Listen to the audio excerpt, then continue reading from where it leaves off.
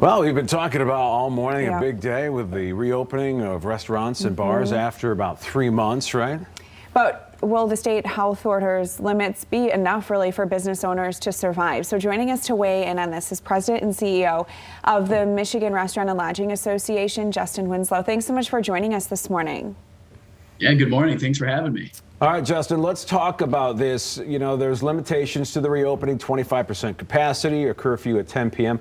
Is it worth it for these businesses to open? Can they make enough money to make it worthwhile?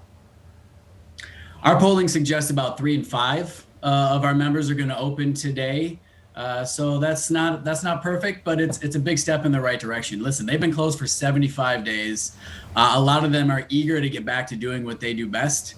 It's a difficult economic decision for some to make. 25% is hard to frankly justify the expense necessary. But for a lot of others, they're just excited to get back to doing what they love the most. And I mean, what do you think as you move forward, through this? Obviously, I'm sure you're in talks, with the governor's office and the state health department.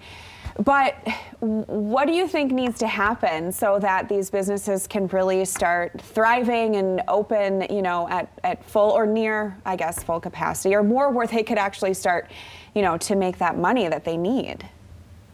Yeah, I think 2 big things. First of all, is we're at the very beginning of a 3-week order, and it's not the first of these DHHS orders, right? So I'd like to have some sort of semblance of what's coming next sooner than, let's say, the 19th or the 20th of February, so these restaurants can plan, so they're not caught off guard by what comes next. And I would hope and like to see something that's more comprehensive from the department of what comes next and what will stipulate what comes next. Hopefully that's moving forward with a 50, 75, or 100% occupancy, but God forbid if it goes the other way, at least they understand what will tip the scales in that direction.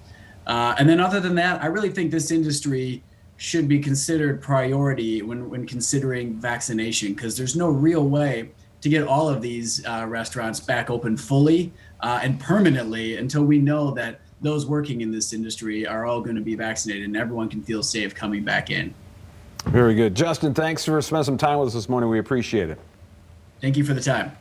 All right, there you go. It's 8:47.